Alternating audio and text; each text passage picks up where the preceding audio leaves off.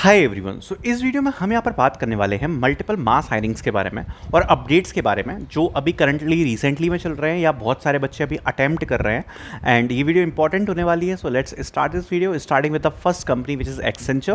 Because अभी Accenture की जो पोजीशन है that is custom software engineer, उस प्रोफाइल के लिए यहाँ पर मल्टीपल बच्चों ने अप्लाई किया है और मल्टीपल बच्चों को रिवर्ट्स आ रहे हैं। बच्चों के बहुत सारे डाउट्स हैं, तो सबसे पहले उसी चीज़ को ले लेते हैं। सबसे पहले कस्टम सॉफ्टवेयर इंजीनियर पोजीशन है, ठीक है।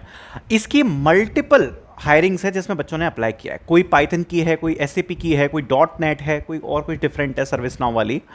सबसे पहले तो ये काफ़ी ज़्यादा इंपॉर्टेंट है कि आपने किस वाली अपॉर्चुनिटी में अप्लाई किया है, ये चीज़ आपको पता होना चाहिए कि आपने एसएपी में किया है, क्या आपने पाइथन में किया है, या आपने किसी और में किया है। सबसे पहला डाउट जो बच्चों के मन में आ रहा है कि भैया कुछ बच्चों को असेसमेंट आए हैं और कुछ बच्चों को इंटरव्यूज़ आए हैं। सबसे पहले तो मैं आपको ये चीज़ क्लियर करता हूँ, चाहे असेसमेंट आए चाहे इंटरव्यू आए, हर प्रोफाइल के हिसाब से जो प्रोसेस है वो अलग है।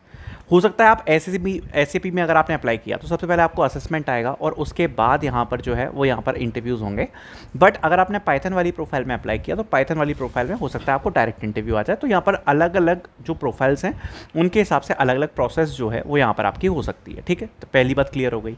दूसरी बात, अगर आपको असेसमेंट आ रहा है तो असेसमेंट में जो आपका टेस्ट होने वाला है वो 30 क्वेश्चन का होगा 40 मिनट्स के साथ। जिस प्रोफाइल में आपने अप्लाई किया उसी का असेसमेंट होगा। अगर आपने एसएपी में अप्लाई किया तो एसएपी के क्वेश्चन यहाँ पर होने वाले हैं, हाना के और अबाब के। इतनी बात क्लियर है।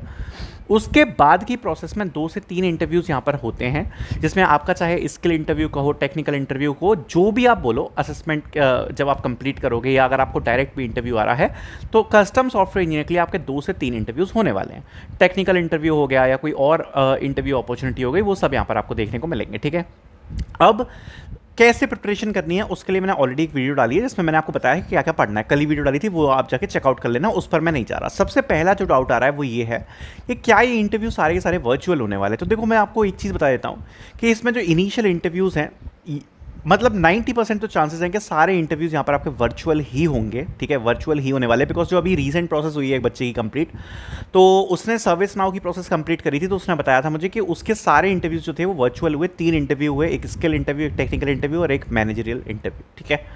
तो वर्चुअल ही होने वाली है आपकी प्रोसेस, लेकिन जो आपकी ज्वाइनिंग होगी वो तो डेफिनेटली ऑफलाइन ही होने वाली है। तो जनरली 2 से 3 इंटरव्यूज़ आप इसमें एक्सपेक्ट कर सकते हो।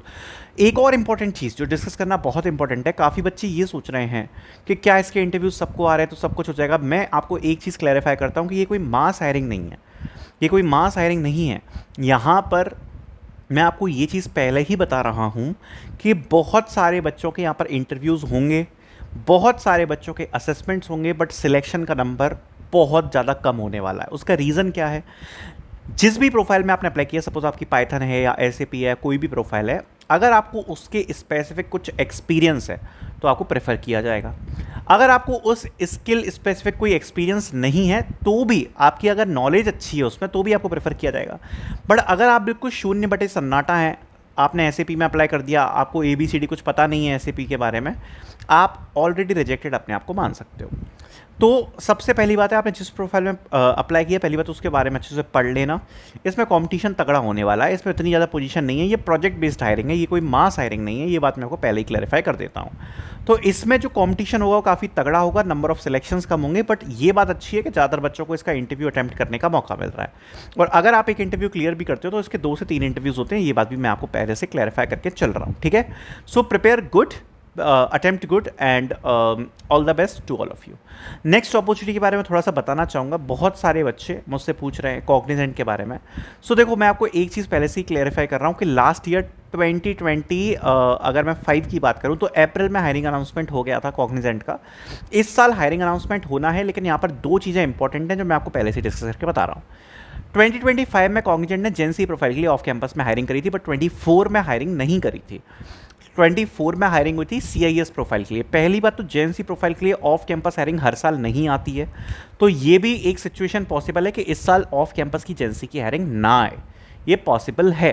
जैसे इस साल विप्रो अलाइट की हायरिंग नहीं आई ऑफ कैंपस की, क्योंकि विप्रो अलाइट की भी ऐसी हायरिंग है जो 2022 में आई थी, 22 के बाद सीधे 24 में आई थी, 23 में नहीं आई थी। तो ये कंपनीज गैप कर देती हैं ऑफ कैंपस का। इस साल तो ऑन कैंपस में भी विप्रो नहीं आई है, ऑन कैंपस में भी नहीं आई विप्रो। आप अगर ये सोच रहे हो विप्रो ऑन कैंपस में है, ऑन कैंपस में भी नहीं आई। तो विप्रो की हायरिंग नहीं दिख रही है, ठीक है, विप्रो की तो नहीं दिख रही है। कॉग्निजेंट ने मल्टीपल हायरिंग्स करी हैं, प्लस कॉग्निजेंट ने यहाँ पर आपकी जो ऑन कैंपस हायरिंग्स है वो भी कंडक्ट करवाई हैं। इवन जो नेक्स्ट टू नेक्स्ट मंथ है वहाँ से ऑन कैंपस की हायरिंग स्टार्ट हो रही है 27 की। तो यहाँ पर एक हाई चांसेस है कि कॉग्निजेंट की तरफ से ऑफ कैंपस की हायरिंग आ सकती है, जिसमें मैं आपको क्लैरिफाई करना चाहता हूँ कि जनरली अप्रैल के मंथ में, मतलब अप्रैल के आसपास जो है जेंसी की हायरिंग आ जाती है। बट अगर बाय एनी चांस जेंसी की हायरिंग नहीं आई तो सीआईएस की हायरिंग डेफिनेटली आती है, जो कि सितंबर अक्टूबर के पास आती है। इवन लास्ट ईयर कॉग्निजेंट ने सीआईएस प्रोफाइल ऑफर करी थी उन बच्चों को जो कि जेंसी की प्रोफाइल पे फेल हो गए थे। तो इस साल सीआईएस की हायरिंग डेफिनेटली आपको सितंबर या अक्टूबर के मंथ में देखने को मिल सकती है। तो हाँ, जेंसी की उम्मीद है 50-50 आप बोल दो, आ भी सकती है नहीं भी आ सकती, बट सीआईएस की हायरिंग डेफिनेटली आपको कॉग्निजेंट की तरफ से देखने को मिलने वाली है, क्योंकि बहुत सारे बच्चे पूछ रहे हैं कॉग्निजेंट की हायरिंग कब आएगी। तो ये कॉग्निजेंट का आंसर है। तीसरा, टीसीएस के बारे में बताना चाहूँगा। टीसीएस एनक्यूटी नेक्स्ट ईयर यहाँ पर आपका होगा फिर से। इस साल प्रीवियस 3 साल बैच को एलिजिबल किया गया था, क्या अगले साल भी ऐसा होगा?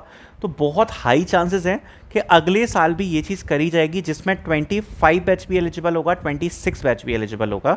सो ये बहुत हाई चांसेस हैं कि नेक्स्ट ईयर के टीसीएस एनक्यूटी में भी ऐसा हो सकता है जब ऑफ कैंपस आएगा। प्लस नेक्स्ट ईयर का जो ऑफ कैंपस टीसीएस एनक्यूटी है वो बहुत जल्दी आ सकता है। ये बात मैं आपको दोबारा बता रहा हूँ, इस बार टीसीएस एनक्यूटी बहुत जल्दी आ सकता है, 2 से 3 महीने पहले आ सकता है। बिकॉज जो ऑन कैंपस हायरिंग है टीसीएस की वो जनरली सितंबर के मंथ में आती थी, जो कि जून के महीने में आ चुकी है, मतलब लगभग 3-4 महीने पहले आ गई है। तो ऑफ कैंपस की हायरिंग जो फरवरी के मंथ में आती थी वो ये भी हो सकता है कि अक्टूबर में आ जाए या नवंबर में आ जाए। तो टीसीएस की हायरिंग आपको पता है कितनी इंपॉर्टेंट होती है। तो ये चीज़ मत सोचना कि आप पे बहुत ज़्यादा टाइम है। अगर आप उस हिसाब से भी सोच रहे हो तो इस बार आपको मौका जल्दी मिल सकता है, तो वो चीज़ भी आप दिमाग में रखना टीसीएस की हायरिंग को लेकर। चौथी बात है टीसीएस के यहाँ पर ज्वाइनिंग लेटर्स के बारे में। तो मैं एक चीज़ बताना चाहूँगा, ज्वाइनिंग लेटर्स के लिए आपको काफ़ी पेशेंस रखना पड़ेगा। अभी मैंने कोई सेपरेट वीडियो नहीं बनाई है, बट एक जो अपडेट है वो मैं आपको बता देता हूँ इसी वीडियो में रिजल्ट्स के रिगार्डिंग।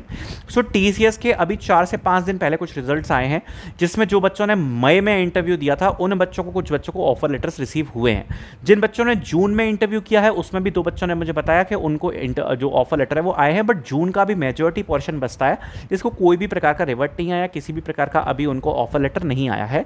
जून में बहुत सारे बच्चों ने इंटरव्यूज दिए, बट किसी भी प्रकार का रिवर्ट नहीं देखने को मिला है अभी तक। बट मई के कुछ बच्चों को अभी कुछ दिनों पहले ही यहाँ पर जो ऑफर लेटर हैं वो आए हैं। बात करते हैं ज्वाइनिंग्स की। तो joinings can take a lot of time. अभी ये बात सही है कि ये सुनने में भी आ रहा है, और मैंने आपको पहले भी बताया था कि ऑलरेडी बहुत सारे ज्वाइनिंग लेटर्स आ रहे हैं, और मैंने ये बात आपको पहले भी बोली थी कि July will be the month with the highest onboarding. Even आपको मैं ये ऑफिशियली बता रहा हूँ कि अभी रिसेंटली मीटिंग हुई थी, उस मीटिंग में एक बच्चे ने पूछा था रिगार्डिंग द ज्वाइनिंग, तो उसमें ऑफिशियल एचआर ने ये बात बोली है, we are planning to onboard maximum students in the month of July. उसके बाद हमारी जो ज्वाइनिंग जो रेट है वो कम हो जाएगी। क्यों कर रहे हैं, मैंने आपको पहले भी ये चीज़ क्लैरिफाई करी है। जुलाई में ज़्यादातर बच्चों को ज्वाइन करवाएंगे, अगस्त से रेट थोड़ी सी कम हो जाएगी। तो जो बच्चे, खासकर मैं आपको बताना चाहता हूँ, जो बच्चे 2024 और 25 पास आउट्स हैं, खासकर उन्हीं की ज्वाइनिंग पहले होगी। 26 वालों की थोड़ी लेट भी हो सकती है, पर 24-25 वालों की जल्दी से जल्दी यहाँ पर टीसीएस जो ज्वाइनिंग है वो यहाँ पर कंप्लीट कराएगी। 26 वालों की भी कोशिश करेगी कि अगस्त सितंबर तक कंप्लीट हो जाए, क्योंकि ज्वाइनिंग कराने के लिए बहुत बच्चे हैं। 40,000 के आसपास बच्चे इस बार बताए जा रहे हैं कि टीसीएस ने सेलेक्ट करे हैं। और उसमें भी सबसे बड़ी बात यह है कि ये 40,000 जो बच्चे पहले सेलेक्ट किए जाते थे वो उसमें मैक्सिमम बच्चे निंजा के होते थे, और इस बार डिजिटल के हैं। तो ये टीसीएस ने बहुत बड़ा अपग्रेड किया है, सैलरी बढ़ा के निंजा के बच्चे कम करके डिजिटल के बच्चे ज़्यादा हायर करे हैं। ठीक है, तो ये एक बहुत बड़ा अपग्रेड है जो मैं आपके साथ डिस्कस करना चाह रहा था। इसके अलावा जो भी मास हायरिंग्स आएंगी, जो भी अपडेट्स आएंगे, I will be sharing with you guys. ठीक है, बाकी अभी जो एक्सेंचर का चल रहा है जो अपडेट, वो मैं लगातार अपनी तरफ से एफर्ट्स पुट कर ही रहा हूँ कि आपको पूरी इन्फॉर्मेशन पता रहे। Thank you so much for watching.